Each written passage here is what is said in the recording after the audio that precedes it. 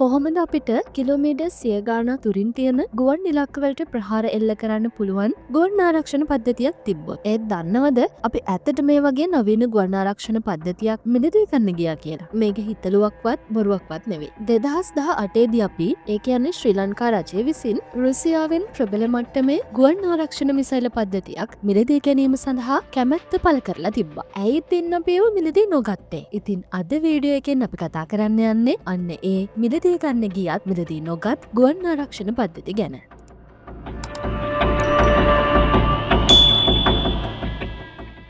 ඊට කලින් අපි දැනට අපිට තියෙන්නේ මොන වගේ ගුවන් ආරක්ෂණ උපකරණ හා අවිද කියලා බලමු. අපිට මූලිකවම තියෙන්නේ ගුවන් නිරීක්ෂණය කරන්න පුළුවන් රේඩාර් පද්ධති විතරයි. මේවා මගින් ඉලක්ක හඳුනා ගැනීම ඒ දත ප්‍රහාරක යානා වෙත ලබා දීමටත් හැකියාව තියෙනවා. මේ සඳහා ශ්‍රී ලංකාව ප්‍රධාන වශයෙන් රේඩාර් වර්ග 3ක් යොදා ගන්නවා. ඒ චීනන් JY-11 3D Air Search radar පද්ධතිය මීරිකම ගුවන් හමුදා කඳවුරේ හා පිදුරු තලාගල ගුවන් හමුදා කඳවුරේත් ඇති අතර චීන YLC-18 3D Guidance and Surveillance Radar යන්ත්‍ර පිදුරු තලාගලත් ඉන්දියානු Indra MK2 Secondary Surveillance Radar Weerawila කඳවුරේ හා ත්‍රිකුණාමල චීන වරාය කඳවුරේත් ස්ථාපනය කර තියෙනවා. මීට අමතරව ගුවන් ආරක්ෂක අවිලස භාවිතා කරන්නේ 9K38 ඉග්ලා මෑන්පෑඩ් කෙටිදුර මිසයිල මිලිමීටර් 40 උණ්ඩ යොදන L40 ගුවන් ආරක්ෂණ ඔටෝ කැනන් අවිය මිලිමීටර් 23 උණ්ඩ යොදන ZSU-23-2 ද්විත්ව බැරළ සහිත ගුවන් ආරක්ෂණ අවිය හා මිලිමීටර් 20 උණ්ඩ යොදන TCM-20 ද්විත්ව බැරළ සහිත ගුවන් ආරක්ෂණ අවිය යොදා ගන්නවා. නමුත් මේවා මගින් ප්‍රහාර එල්ල කරන්න පුළුවන් පහතින් ගමන් ගන්න හා වේගය අඩු ගුවන් යානාවලට විතරයි. ඉතින් මෙන්න මේ වගේ හේතු නිසා තමයි ප්‍රබල ගුවන් ආරක්ෂණ පද්ධතියක අවශ්‍යතාවය අපිට ඇති වෙන්නේ.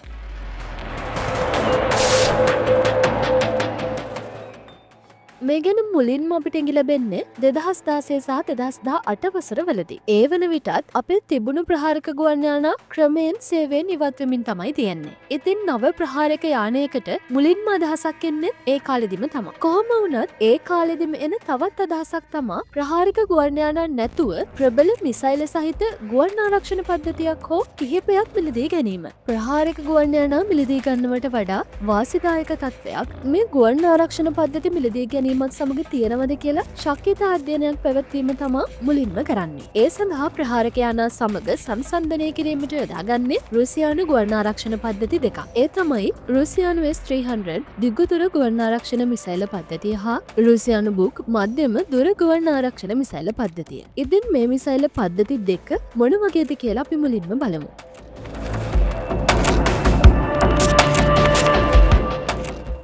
S-300 කියන්නේ 1975 දී මුල්ම වරට නිෂ්පාදනය වුණ දිගුදුර ගුවන් ආරක්ෂණ පද්ධතියක්. ගුවන් යානා, ක්‍රූස් මිසයිල හා සමහර බැලිස්ටික් මිසයිලත් මේ ගුවන් ආරක්ෂණ පද්ධතිය මගින් විනාශ කිරීමේ හැකියාව තියෙනවා. 1967 දී මේ සැලසුම් කිරීමේ සිට 2005 වසර දක්වා විවිධ S-300 මොඩලයන් සැලසුම් කිරීම මෙන්ම නිෂ්පාදනය කිරීමක් සිදු කරනවා. මෙහි සමහර මොඩලයන් වලින් කිලෝමීටර් 300ක් පමණ දුරක ඉලක්ක හඳුනා ගැනීමේ හැකියාව ඇති එක්වරකට ඉලක්ක 100ක් පමණ හඳුනා ගැනීමේ හැකියාවක් තියෙනවා. ඊට අමතරව එකවර ඉලක්ක කිහිපයකටම පහර දීමට හා පහර එල්ල කිරීම සඳහා මිසයිල් ස්ථානගත කිරීමත් මේවට කරන්න පුළුවන්. මේ S-300 ගුවන් ආරක්ෂණ පද්ධතිය කොටස් කිහිපයකින් සමන්විත වෙනවා. ඒ තමයි ඉලක්ක ලබා ගැනීමේ රේඩාර් පද්ධතිය, මිසයිල රැගත්, ඒ ඇසුරුම වගේම මේ සියල්ල පාලනය කළ හැකි පාලන පද්ධතිය. මේ S-300 මිසයිල පද්ධතියත් එක තැනක තියෙන ස්ථායි පද්ධති ලෙස හෝ ජංගම ලෙස වර්ග දෙකක් ඇති අතර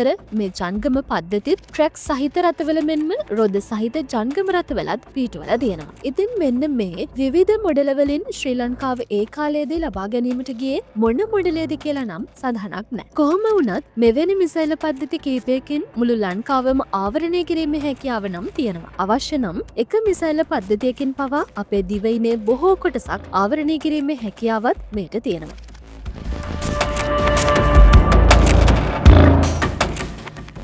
එහෙනම් දැන් අපි බලමු බුක් මිසයිල පද්ධතිය මොන වගේද කියලා. මේ බුක් මිසයිල පද්ධතිය හැඳින්වෙන්නේ රුසියානු ටෝර් හා පැන්ට්සීර් මිසයිල වලට වඩා ඉහළින් හා S-200, S-300 හා S-400 මිසයිල වලට වඩා පහළින් තියෙන මිසයිල පද්ධතියක් විදියට. ජංගම මිසයිල පද්ධතියක් විදියට සැලකෙන මේ බුක් මිසයිල පද්ධතියට කිලෝමීටර් 80ත් 200ත් අතර දුරකදී ඉලක්ක හඳුනා ගැනීමේ හැකියාවත්, කිලෝමීටර් 35ත් 75ත් අතර දුරකදී මේට ඉලක්ක සඳහා පහර දීමේ හැකියාවක් තියෙනවා. මේ මිසයිල පද්ධතිය බොහෝ විට සවිකර තියන්නේ ට්‍රැක් එකක් සහිත චැසියක් මත වන අතර මෙහිත් ඉලක්ක ලබා ගැනීමේ රේඩාර් පද්ධතියක් හා මිසයිල එල්ල කරන වෙනත් පද්ධතියකුත් ඇති විදිහට තමයි නිෂ්පාදනය කරලා තියන්නේ. මෙයත් අපි කලින් කිව්ව S-300 ගුවන් ආරක්ෂණ පද්ධතිය වගේම විවිධ මොඩලයන් රැසකින් නිපදවලා තියෙනවා. ඉතින් ඒ අතරින් ශ්‍රී ලංකාවේ මිලදී ගැනීමට ගියේ මොන මොඩලයද කියලා නම් සඳහනක් නැහැ. ඒ වගේම මෙහි ඇති හැකියාවන් අනුවත් මෙවැනි මිසයිල පද්ධති කීපයක් මගින් අපේ දිවයින සතු ගුවන් කලාපය ආරක්ෂා කිරීමේ හැකියාව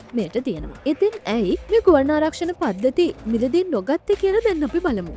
මේට ප්‍රධාන වුණු හේතු කීපයක්ම තියෙනවා. මූලික හේතුවක් තමයි මේවායේ මිල. S-300 පද්ධතියක් ඩොලර් මිලියන 100ත් 120ත් අතර වෙනවා. මේවත් නවතම මොඩලයක් නෙවෙයි. එතකොට බුක් මිසයිල පද්ධතියක් ඩොලර් මිලියන 40ත් 50ත් අතර මිලක් වෙනවා. මේවට අමතරව අපිට පුහුණු කිරීම වලට හා නඩත්තු කටයුතු වලටත් විශාල මුදලක් වෙන් කරන්න සිදු වෙනවා. ඉතින් මෙවැනි මුදලක් වැය කරනවාට වඩා ගුවන් යානා මිලදීගෙන ඒවායිනුත් මේ කාර්යම ඉටු කර ගැනීමේ හැකියාවත් අපිට තියෙනවා. අනෙක් ප්‍රධාන කරුණ තමයි යුද්ධයක් නොමැතිවත් මෙවැනි ප්‍රබල ගුවන් ආරක්ෂණ මිසයිල පද්ධති ලබා ගැනීම නිසා දකුණු ආසියානු කලාපයේ ඇතිවන නොසන්සුන්කම. විශේෂයෙන්ම ඉන්දියාවෙන් අපිට එන බාධා කිරීම. ඉතින් මෙන්න මේ කරුණු දෙක නිසා තමයි බොහෝ විට මේ ගුවන් ආරක්ෂණ පද්ධති මිලදී ගැනීම නතර වෙන්නේ. ඉතින් ඔයාලා මොකද හිතන්නේ? අපිට ගුවන් ආරක්ෂණ මිසයිල පද්ධතියක් අවශ්‍යද? එහෙනම් මේ මොකක්ද කියන දේ අපිට කමෙන්ට් එකකින් කියන්න.